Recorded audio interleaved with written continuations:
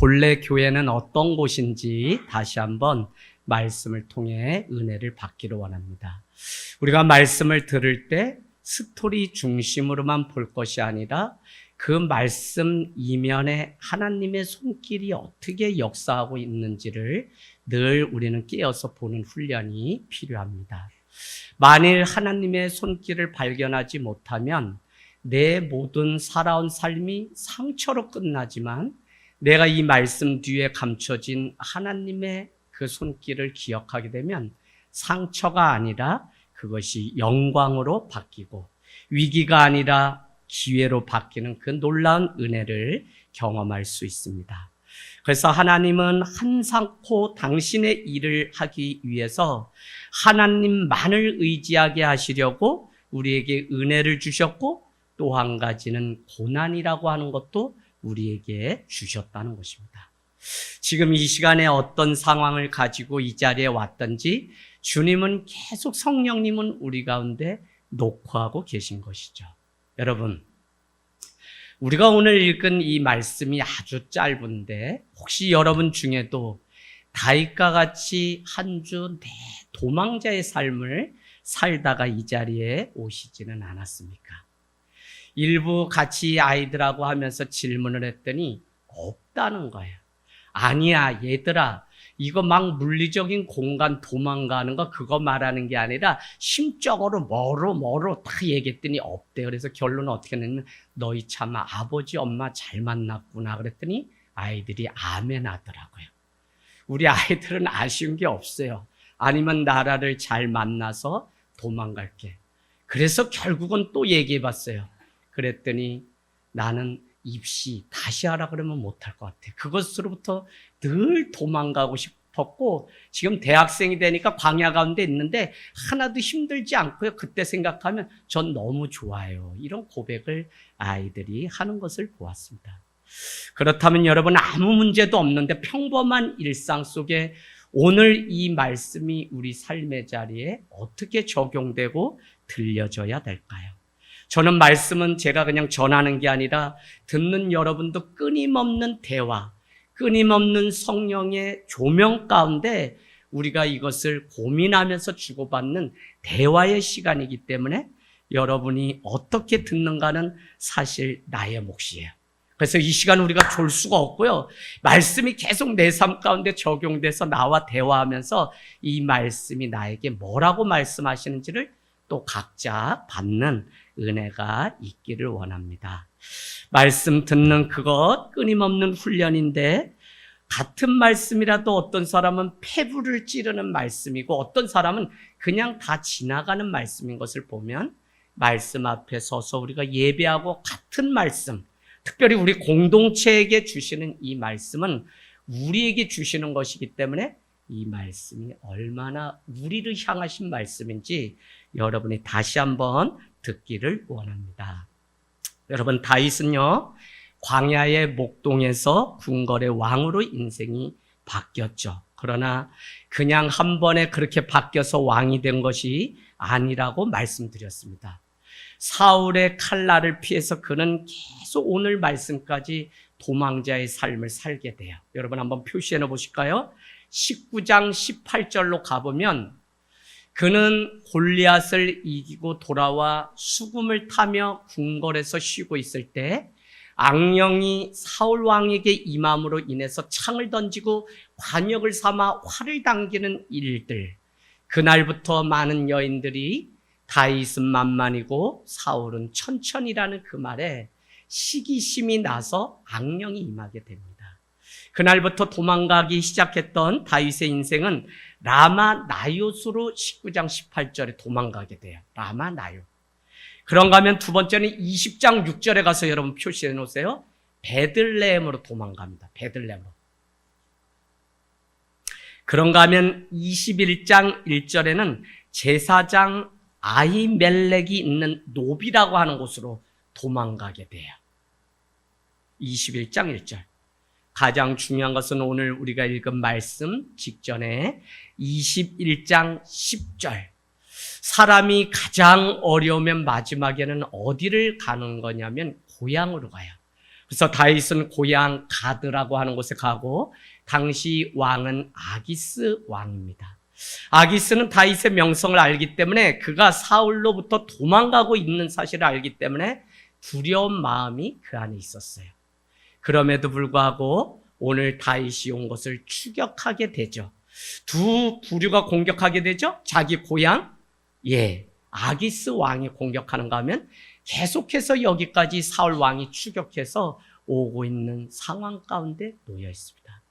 하지만 그는 고향 땅에 마지막 정착한 그곳에서도 더 이상 안전함이 없게 되자 그는 21장 12절 13절 말씀에 보면 스스로 미치광이가 되는데 어떻게 하냐면 마음에 두려움이 있기 때문에 두려움이라고 하는 거인을 내어 쫓아야 되는데 다윗이 그랬던 것처럼 쫓아야 되는데 다윗은 지금 두려움에 완전히 빠져 있어요.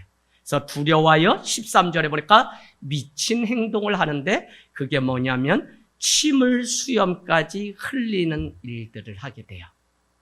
그래서 가드 왕이 이렇게 해가지고 추격해서 다윗이 있는 곳을 알게 되어 와서 보고했더니 뭐라고 얘기하냐면 14절에 아니 그럼 미치광이를 내게 왜 데리고 왔냐라고 오히려 아기스 왕이 부하들에게 책망하는 장면이 나옵니다. 15절은 내게 미치광이가 부족하여서 너희가 이자를 데리고 내 앞에 미친 짓을 하게 하느냐라고 책망하는 장면으로 21장은 끝이 납니다. 여러분 오늘 우리는 이 말씀을 통해서 여러분은 잠언서 18장 10절로 가셔야 됩니다.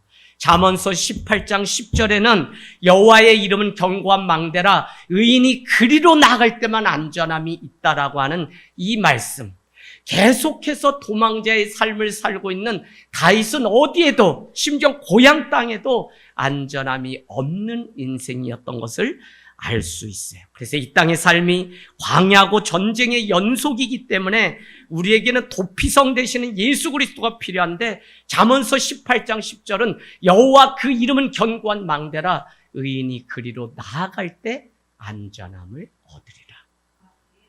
여러분 그 안전함을 지금 준비하셔야 돼요. 그건 대학도 아니에요. 직장도 아니에요. 아무것도 아니에요.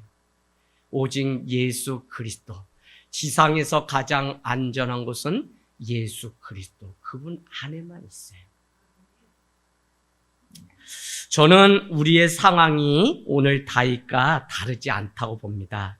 인생 안에 가지고 있는 그 근본적인 질문이나 문제는 다 똑같은 것 같아요.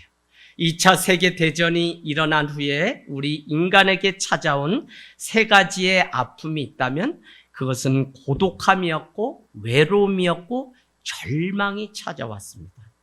이것을 가지고 우리는 늘 씨름하면서 이 땅 가운데 살아가는 존재인데 우리를 행복하지 못하게 하는 이 고독과 외로움과 절망, 이것이 우리를 불안하게 만드는 요소이기도 합니다. 그래서 영원한 도피처가 우리에게 늘 필요한 것이죠.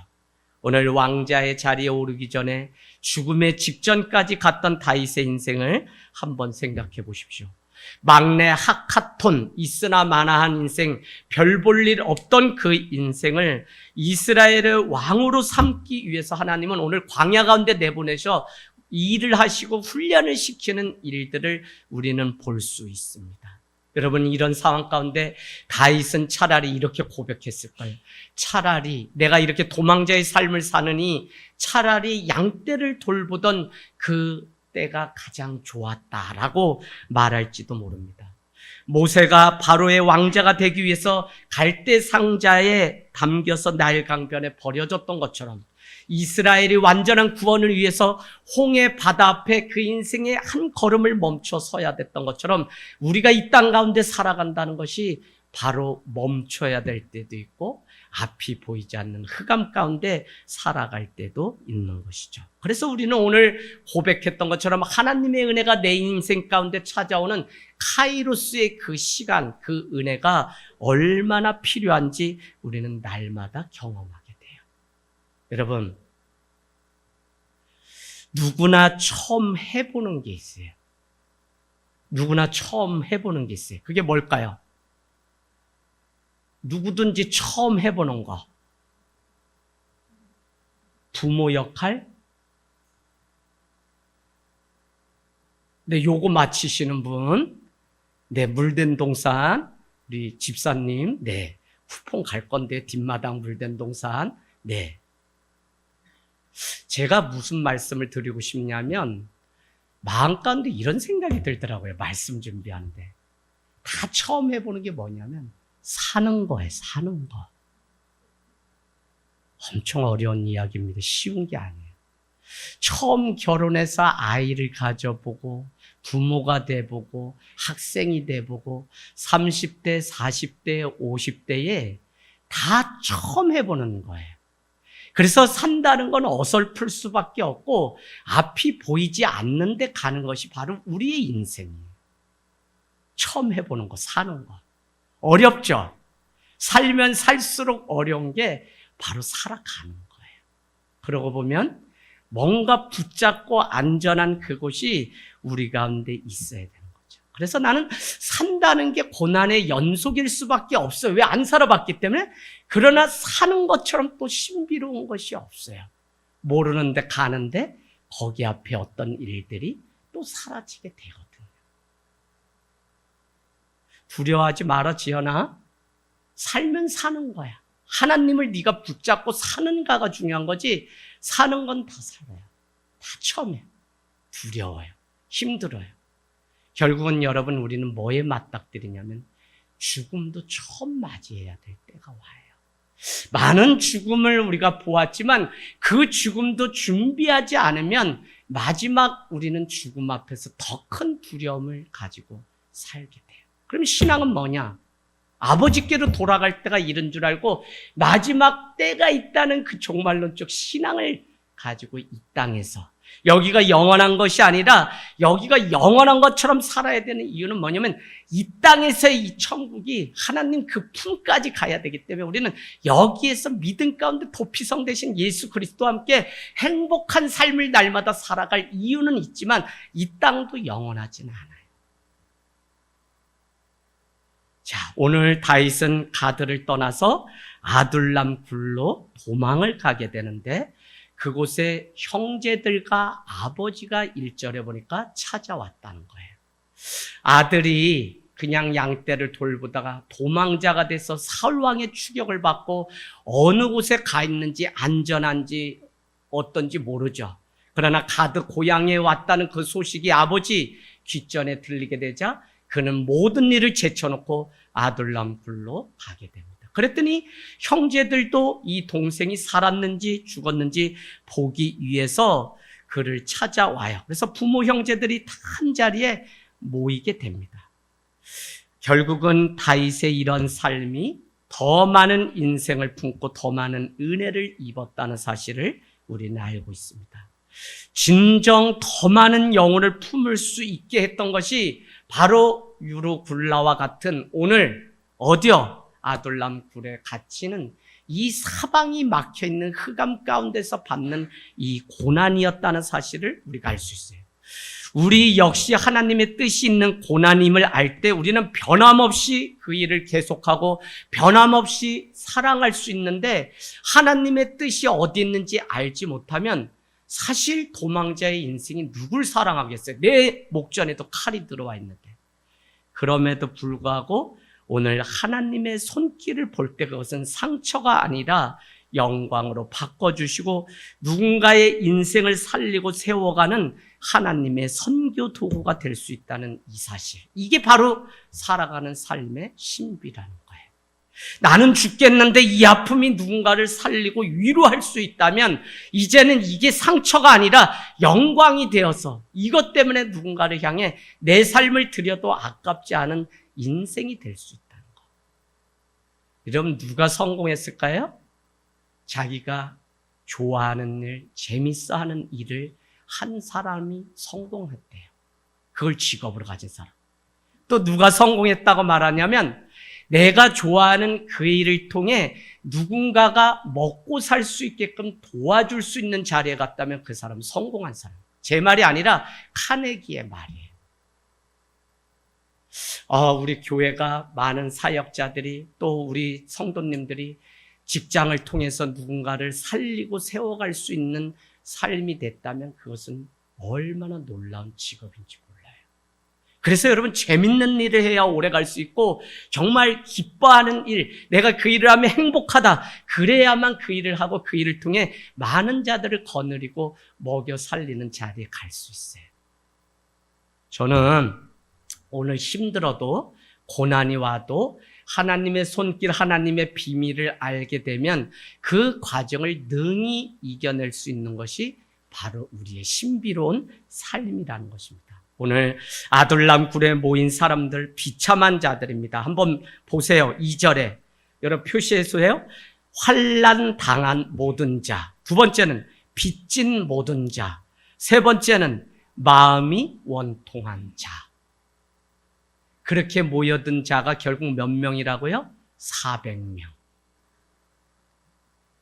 여러분, 환난 당하는 자가 모였다.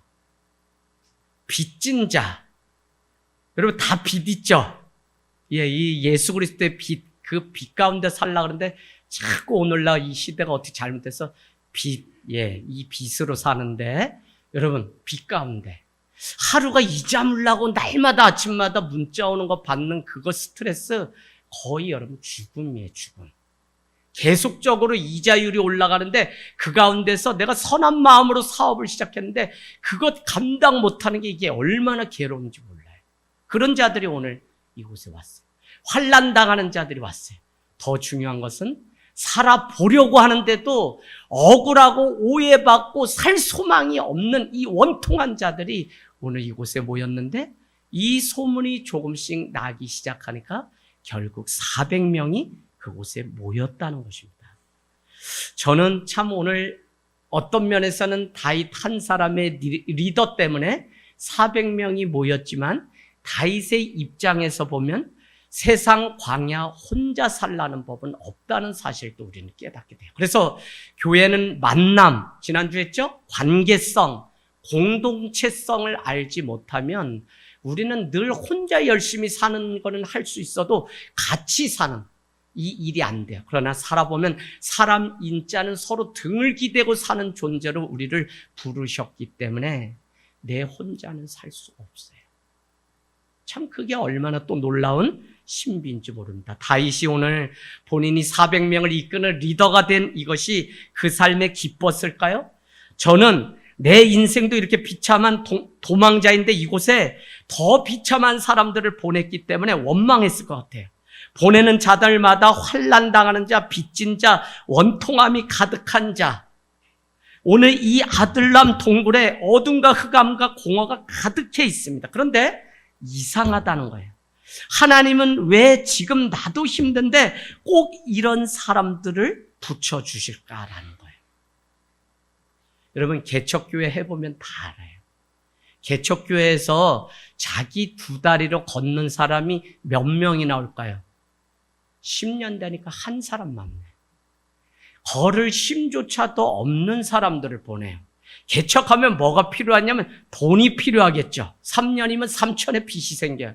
두 번째, 사람이 필요하겠죠. 기도의 용사. 그런데 제가 해보니까 하나님의 방식은 그렇지가 않아요. 어쩌면 사연 많고 상처 많고 그지 중에도 아주 상그지만 모아다가 그냥 하늘 땅 교회로 다 불러요. 제가 하나님 저를 죽이려고 하십니까? 내가 이렇게 선한 마음 가지고 오산까지 왔는데, 아니 가정에서 이렇게 시작해서 이제 모닥거리면서 건물로 왔는데 어떻게 뭐 눈 없고 다리 없고 막, 여러분 이거 개난 말이 아니라 초창기엔 120kg 되는 형제를 2층으로 휠체어에 앉으면 4명이 앉아서 올라가요. 화장실 1층에 있어요. 그럼 어떻게 돼요? 이 형제를 밑에다 다시 급하다 그러면 데리고 4명이 밥 먹다 숟갈 놓고, 여러분 다시 하려면 못해요. 그렇게 하늘 땅 교회가 여기까지 왔다는 거는 고생했다는 이야기 말씀드리려는 게 아니라, 혹시 그냥 큰 교회에서 이렇게 하다가 그냥 장로 권사 되면 교회를 너무 모르더라고요. 교회 그렇게 쉽게 세워져서 여기 오는 거 아니에요. 제가 섬겼던 교회도 아들이 아침에 종치다가 집에 가다가 사고 나가지고 그 값으로 교회가 세워졌기 때문에 아버님이 평생 자식 생각하면서 빨간 것이 하루도 쉬지 못하는 목사님 밑에서 제가 훈련을 받았어요. 여러분, 누군가의 핏값 위에 교회가 세워져요. 어쨌거나 그렇게 문제 중에 문제가 많은, 그래서 시험이 막 올 때도 있었다는 거예요. 그런데 하나님이 오늘 마음 가운데 주시는 마음은 무엇이냐면, 그럼 교회는 있는 자, 부유한 자, 능력 있는 자가 오는 곳이냐? 그렇진 않잖아요. 하나님이 아니면 살 수 없는 자가 오는 곳이 바로 교회. 할렐루야. 하나님이 아니면 살 수 없는데, 하나님 외에도 내가 살 방법이 많은 사람 같이 날 수 있지만 끝까지는 같이 못 가요. 정말 내가 죽었다고 생각하고 내가 사는 게 하나님의 은혜라고 믿고 살아가는 사람들이 끝까지 이 길을 갈 수 있는 것이지, 하나님 나라는 그런 자들이 이뤄가요. 다만 성령의 충만함을 받으니까 그 권능 가지고 살아가는 자들이지, 형편이 뭐 하루아침에 막 좋아지고 그러지도 않아요. 그래서 여러분 2층에 꼭 올라가시면 필립 얀시, 여기 입구에도 돼 있죠. 글귀. 교회는 어떻게 해요? 높은 자가 낮아져야 들어오는 곳이고, 낮은 자가 들어와 높아진. 왜? 예수 그리스도 때문에 회복되고 예수 그리스도 때문에 낮아져야 들어올 수 있는 교회의 거룩함이 깨지면 교회는 더 이상 아무것도 아니에요. 자, 그래서 교회의 모본을 오늘 다윗의 아둘람 공동체를 통해서 우리가 보게 되는데요. 1절, 2절 우리 자세히 보면 아둘람에 여러분은 표시해 보실래요? 아둘람은 무슨 뜻이냐면 피난처, 은신처라는 뜻이에요. 피난처, 은신처. 이름에 맞지 않게 황량한 광야고요. 석회암 동굴이 바로 아둘람 동굴인데, 그곳이 은신처, 피난처라는 거예요. 다윗은 그곳에서 이제 목동 생활을 벗어나 왕이 되고 꽃길만 걸을 수 있구나라고 생각하지 않았어요. 왜 나를 이곳의 환난 가운데 인도하셨는지 수도 없는 의문이 찾아올 때 하나님이 그에게 선물을 주었는데, 그게 뭐죠? 선물. 하나님의 선물이 뭐예요? 공동체가 하나님의 선물이에요. 컴 플러스 뮤너스, 선물이 되어주다라고 하는. 그래서 하나님이 400명의 용사들을 보내주셨다는 거예요. 그래서 아둘람 동굴은 그 자체가 이미 공동체, 하나님의 선물로 온 사람들끼리 모여서 살아가는, 환난당하고 빚진 자, 마음이 원통한 자들이 모여 있는 거예요. 아무것도 가진 것이 없어도 이스라엘 진영에서 살 수 없던 자들이 모여 있는 곳이 아둘람 동굴이에요. 이스라엘 진영에서 서로 다투고 시기하고 힘들었을 텐데, 오늘 아둘람 공동체에는 다툼과 분쟁이 없었어요. 왜 그럴까요? 교회가 막 모였는데, 죄인들의 공동체인데 그 안에 막 문제가 있고 뭐가 있고 막 그러죠. 있어요. 그런데도 평화롭게 유유자적 그 공동체가 가요. 왜 그럴까요? 오늘 이 아둘람 동굴은 모인 400명은 서로의 어떻게 해요? 사정을 다 알기 때문에 그래요. 그래서 여러분, 교회는 서로의 사정에 관심을 갖지 않으면 더 이상 교회가 아니라 그냥 세상 집단이 돼요.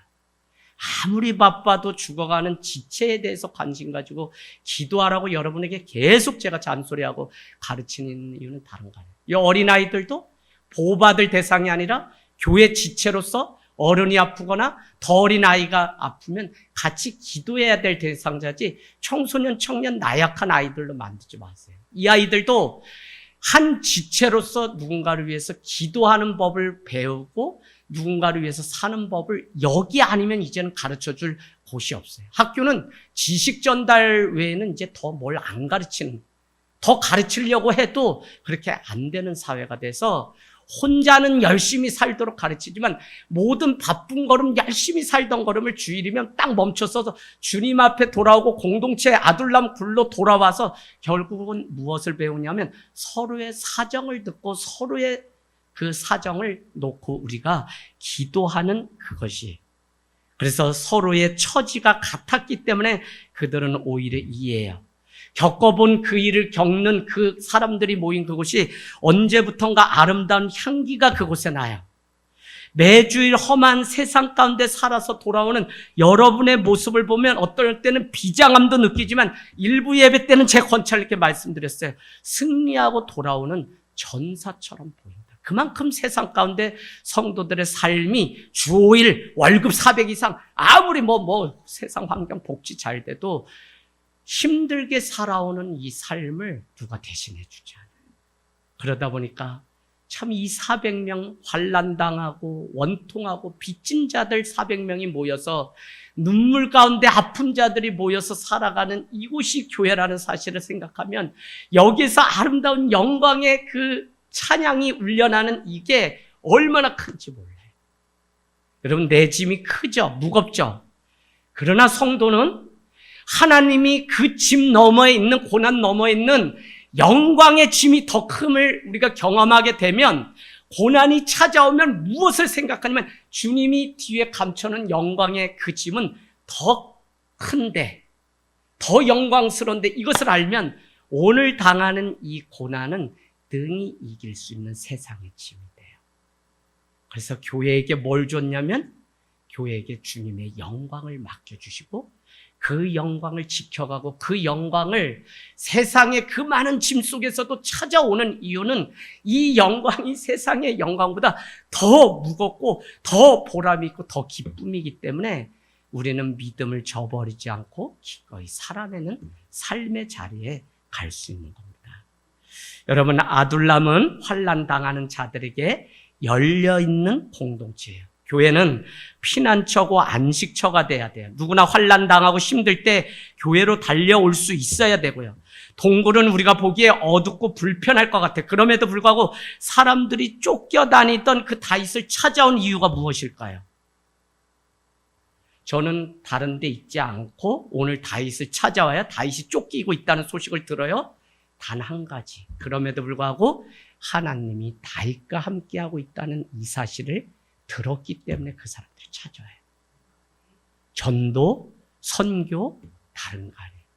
내가 그리스도의 영광, 하나님이 함께함을 세상 가운데 드러내고 성경으로 살아가는 성도들의 그 삶, 하늘 땅 교회 가면 아픈 자가 살아난데, 하늘 땅 교회 가면 말씀 가운데 가정이 살아난데, 많은 소문들이 내 삶을 보고 전해지게 되면 앉아서 전도되는 것이 교회지. 그러나 우리가 그렇게 못 살면 아무리 갖다 앉혀놔도 소용이 없어요. 다 떠나지. 이게 어려운 거예요. 그러니까 결국은 내가 먼저. 저는 오늘 아픔 속에서, 힘듦 속에서 이겨내고, 그러나 제가 밤마다 기도하는 집사님의 그 기도, 남편과 자녀들을 위해서 기도하는 그 기도를 알기 때문에, 그래서 그 기도에 대한 응답이지, 집사님이 어디 아프셔서 아니에요. 하나님이 이미 우리 성도님은 저쪽에 있을 때 울타리 만들어주시고 다 할 때 이미 하늘 땅 교회 성도로 제가 놓고 매일 기도해야지 하루도 쉬지 않았어요. 희한해요. 오늘 딱 들어오는데 눈물이 왈칵 쏟아지더라고요. 하나님이 얼마나 사랑하시길래, 얼마나 오래 참으사 오늘 이 자리 함께 예배하는 것을 꿈꿨을까. 그러나 여러분, 누구나 올 수 있는 건, 누구나 찾아올 수 있는 피난처가 교회라는 이 사실이 얼마나 기쁜지 모릅니다. 오늘 다윗과 함께 하심을 보았기 때문에 그들이 찾아왔어요. 그래서 아둘람은 빛이 없는 굴이 아니라 빛 가운데 살아가는 사람들의 모임이며, 실패한 인생들이 모인 곳이 아니라 하나님의 뜻을 이루기 위하여 모인 곳이에요. 아둘람 공동체는 죄인, 실패자, 낙오자들이 모인 곳이라고 해요. 그러나 서로의 처지를 용납하고 이해하면서 이스라엘 안에서 누릴 수 없었던 그 평안을 드디어 누리는 곳이 아둘람 동굴. 저는 이것이 하늘 땅 교회가 가정에서 1년, 빈창고에서 1년, 3년차의 건물로, 그 다음에 이런 교회가 있다면 또 돕는 이것이 우리의 사명이라는 생각을 하게 됩니다. 아둘람 동굴은요, 다윗과 모든 자에게 피난처였어요. 그래서 시편에 은신처, 피난처라는 단어가 40회나 등장해요. 한번 가볼까요? 57편 가보세요. 시편 57편 1절. 시편 57편 1절은 아둘람 동굴에서 다윗이 고백한 것이기 때문에 여러분 이 사실을 알고 읽으면 다윗의 마음이 어땠는지 여러분 가운데 마음이 더 와닿아요. 시편 57편 1절. 네. 시편 57편 1절. 네, 우리 같이 842페이지예요. 구약 842페이지. 예. 이렇게 위에 써놨죠? 다윗의 믹담시, 인도자를 따라 알다스엣에 맞춘 노래. 다윗이 사울을 피하여 굴에 있던 때에 이렇게 써있죠. 자, 1절만 읽겠습니다. 시작. 하나님이여 내게 은혜를 베푸소서. 내게 은혜를 베푸소서. 내 영혼이 주께로 피하되 주의 날개 그늘 아래에서 이 재앙들이 지나기까지 피하리이다. 아멘. 하나님이여 내게 은혜를 베푸소서. 하나님이여 내게 은혜를 베푸소서. 내가 여기까지 도망 살고자 왔는데 하나님 내게 지존자의 은밀한 날개 가운데 감춰주셔서 내게 피할 길을 내소서. 도망자의 삶을 살아본 사람은 이거 안다니까요. 정말 그래요. 정말 그래요.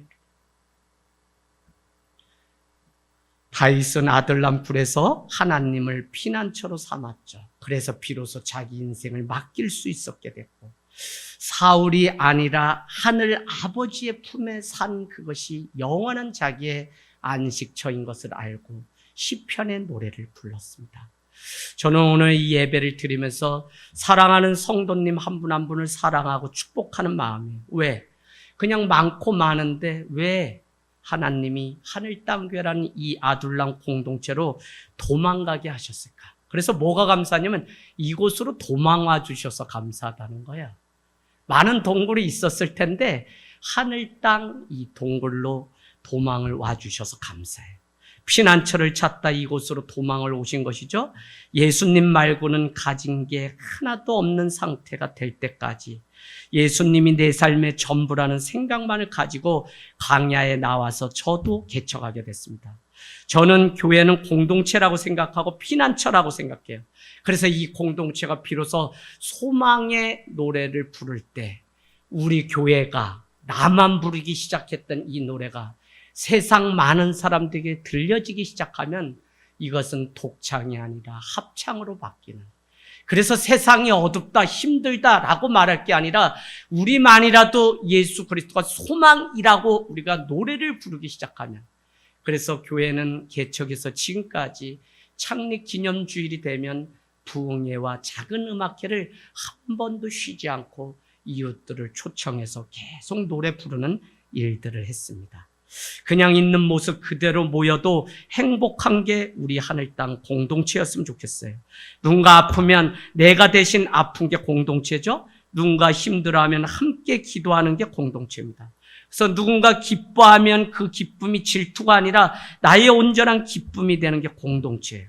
공동체는 자기의 모든 것을 잃어도 받아줄 수 있는 고향입니다. 지금 우리 아이들에게 우리가 물려주어야 될 공동체는 건물이 아니라 바로 면면이 흐르는 예수님이 디자인하셨던 이 교회 신앙 공동체입니다. 사랑하는 우리 아이들, 세상 살다가 직장 생활하다 결혼하여 아이가 생기거든 지치면 언제든지 돌아올 수 있는 아둘람 공동체가 이곳에 있다는 이 사실을 놓치지 말고 언제든지 오늘 아침 7시에 권찰님 오셔서 많이 울었어요. 두 자녀에게 엄마가 가야지 어떻게 해요? 와서 예배하는데 우셔서 제가 휴지 한 통을 아마 다 썼을 거예요. 그 사정을 알고 그 아픔이 무엇인지. 그러나 다른 데서 운 것이 아니라 권찰리 힘들고 어렵고 다 망해도 교회는 권찰님과 함께 할 400명이 되어줄 테니까 다른 데 말고 오늘 다윗이 아둘람 굴로 숨었던 것처럼, 오늘 다윗이 하나님의 품으로 숨었던 것처럼 권찰님 그렇게 변함없이 하늘 땅 교회 숨어서 같이 가면 좋겠어요 했는데, 목사님 제가 잘 몰라서 그동안 그랬는데 정말 교회 공동체가 너무 소중해요 라고 고백을 하시는 거예요. 말씀을 마치면서 인생이란 온실 안에서 만들어지지 않죠. 누구든 동굴에 살았던 그 경험이 있기 때문에 영혼을 품을 수 있고 이해할 수 있어요. 오늘 우리가 걸어온 어둠의 흔적은 결국 변해서 영혼을 살리는 도구고 선교를 열어가는 능력이 됩니다. 우리가 누군가를 끝까지 사랑하게 하는 그 힘은 궁궐 안에서 왕자로 있을 때 만들어진 것이 아니라 아둘람 동굴과 같은 광야에서 만들어졌어요. 우리의 인생을 변화시키는 것은 결국 광야에서 들려지는 말씀 때문이라고 우리는 배웠습니다. 미드바르라고 하는 이 광야와 다바르라고 하는 이 말씀은 같은 말이에요. 그래서 광야에서만 들려지는 것이 다바르 말씀이다라고 하는 사실을 우리는 계속적으로 배웠습니다. 여러분, 역대상 12장 22절 가보세요. 얼마나 하나님은 이 일을 놀랍게 역대상하는 설명하고 있는지. 역대상 12장 22절. 400명이 어떻게 되었을까요? 네.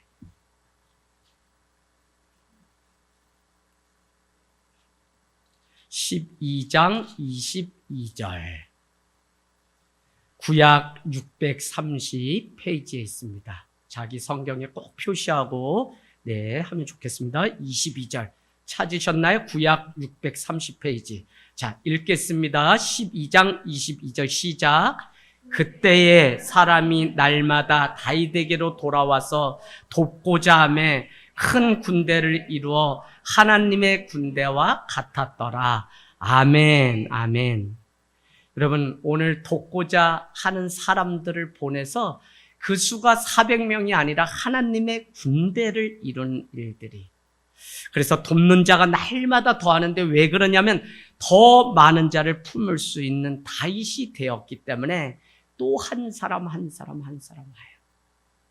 여러분, 키가 작은 거 외모로 보지 말라 그러죠?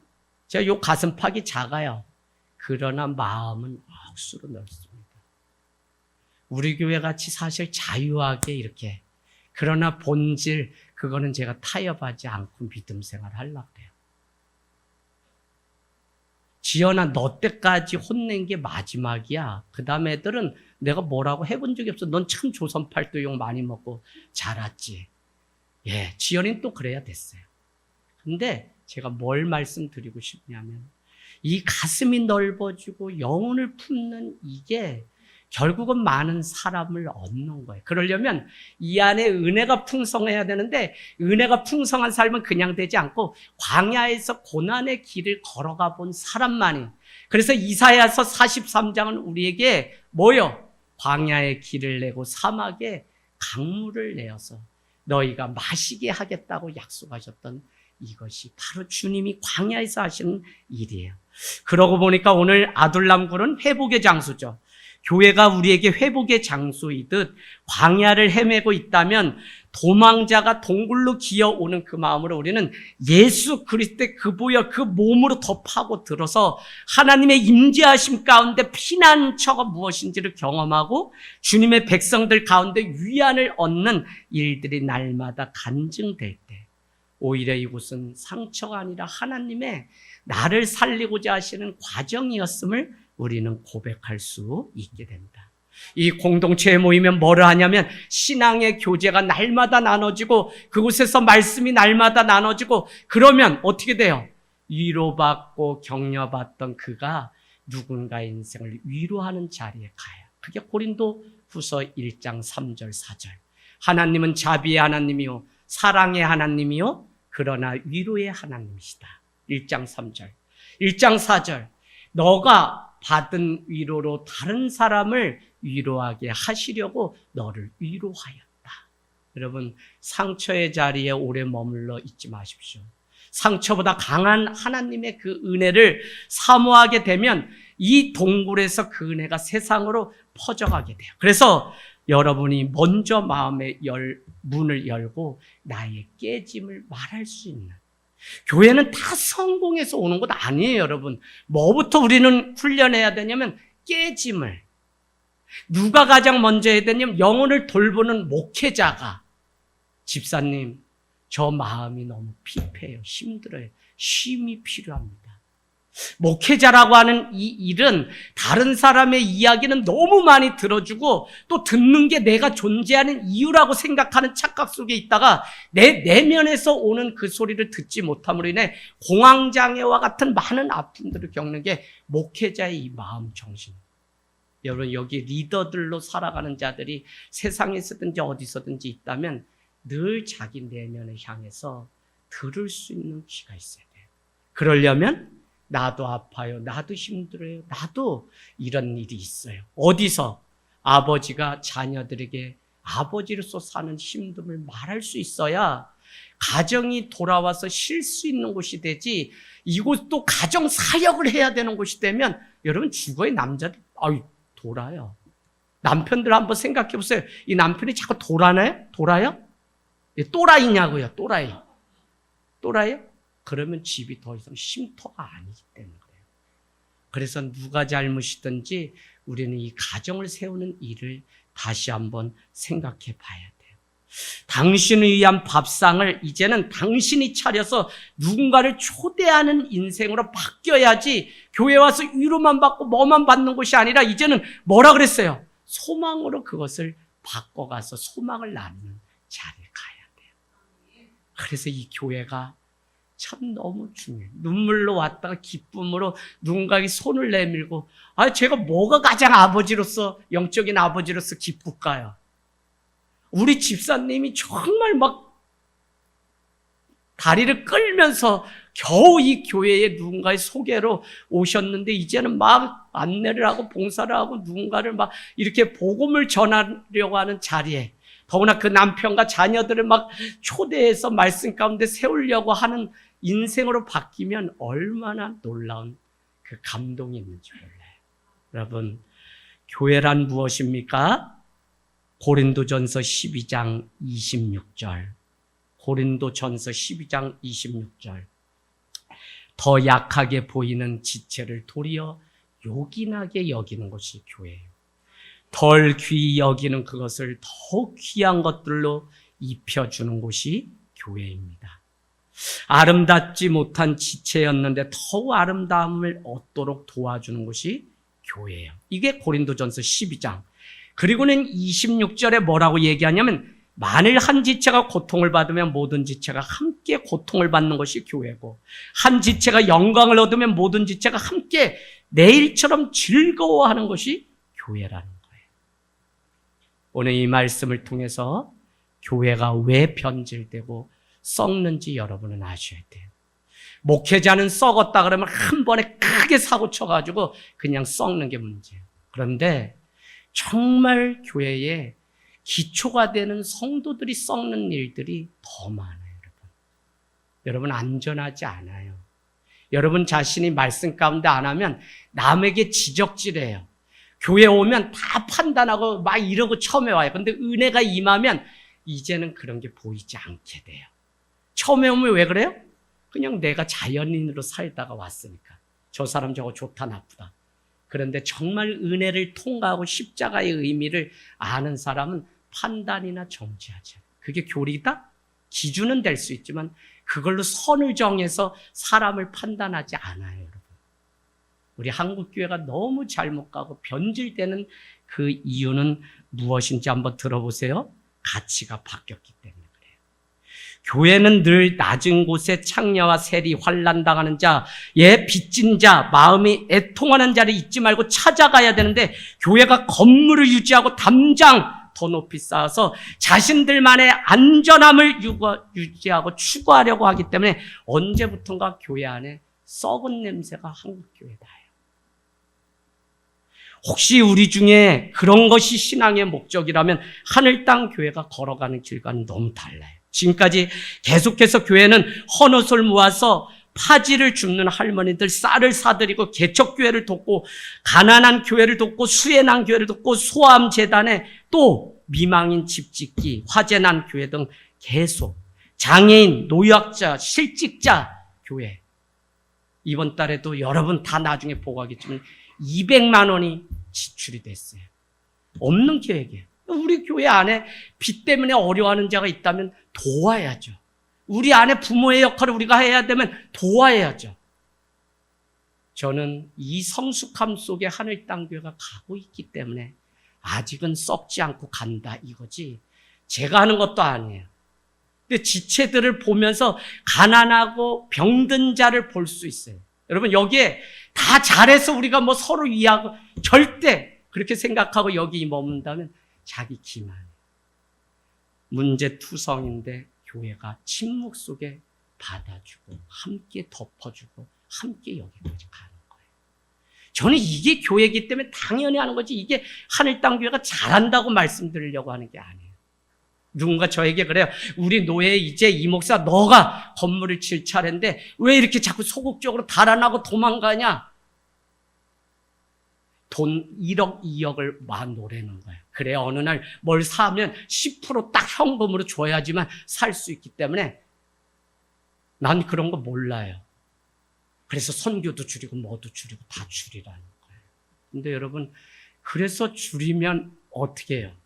제 재정부한 딱 한 번도 올해도 3곳 늘리고 뭐 이번에도 여러분 맥주 감사주일 100만 원 흘려보내면서 그런 고민을 한 번도 안 했어요. 뭐냐?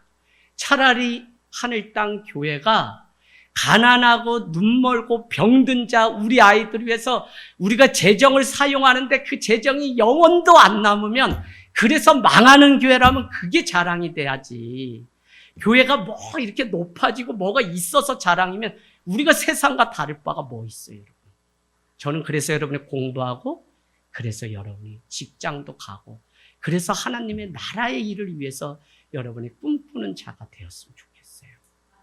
사랑하는 여러분, 정말 주님의 말씀대로 살고요. 들은 말씀대로 실천하는 삶이 되기를 원합니다. 헨리 나우엔의 여러분 책 세상의 길, 그리스도의 길이라고 하는 책이 있어요. 써놔 보실래요? 욕망은 상향성에 출구라면 소명은 하향성에 부릅니다. 이 말이 어렵죠? 욕망은 상향성에 출구라면 소명, 하나님의 부르시는 소명은 하향성으로의 부름입니다. 요거 이해하셔야 돼요. 내가 욕망 가운데 사는지 하나님의 부름받은 소명 가운데 교회나 내 인생이 존재하는지는 내가 위를 보고 계속 욕망을 투영하면서 살아가는 신앙인지 아니면 하나님이 부르심이 저 아래에 있다고 하는 그 믿음 가지고 원통한 자, 눈먼 자, 상한 자와 살아가려고 하는지 저는 이걸 못 버려요. 왜? 교회가 가정에서 개척될 때 못하고 있었는데 어느 날 여기 아들이 있지만 아빠, 봄이 온다. 야, 이 녀석아, 무슨 봄이 오니? 라고 했더니 뭐라 그래요? 그렇게 얘기하는 거예요. 저기에 눈망울이 싹을 틔우고 있어요. 어디? 눈이 있는데 그래요. 그래서 제가 머리를 조아리고 땅바닥을 봤더니 눈망울이 싹을 틔우고 봄을 알리고 있었어요. 그걸 하나님의 뜻으로. 그 전까지 사람들이 왜 개척 안 되더니 안 해? 왜 초대 안 해? 그러면 집사람이 반대해요. 너무 단순했어. 아, 집사람이 반대. 예, 목사님, 개척이 그만큼 어렵잖아요. 다 아시면서 그러세요. 그랬는데 아들이 그 얘기를 딱 하고 내가 바닥을 내렸다 보니까 내가 그동안 사람들이 이재학 목사하면 몇백 명 모아놓고 개척 시작되고 몇백 평에서 시작하고 이런 마음들, 사람들이 보는 그 기준을 아직도 못 벗어나서 내가 준비가 안 된 상황을 알게 되면서 얼마나 회개하고 울었는지 몰라요. 그러니까 집사람에 대한 원망이 아니라 내가 잘못이었구나. 지금도 여러분 교회가 왜 개척되고 왜 존재해야 되냐면 우리의 눈이 저 아래 아둘람 동굴 흑암을 바라보면 누군가가 내민 그 손 때문에 겨우 일어나서 걷기 시작하고 자기 인생을 뚜벅뚜벅 걸어갈 수 있는 사람은 얼마나 많은지 몰라요. 조금만 손잡아줘. 조금만 그를 향해 관심을 가지면 하나님이 그를 통해서 일하시는 은혜가 있을 줄로 믿습니다.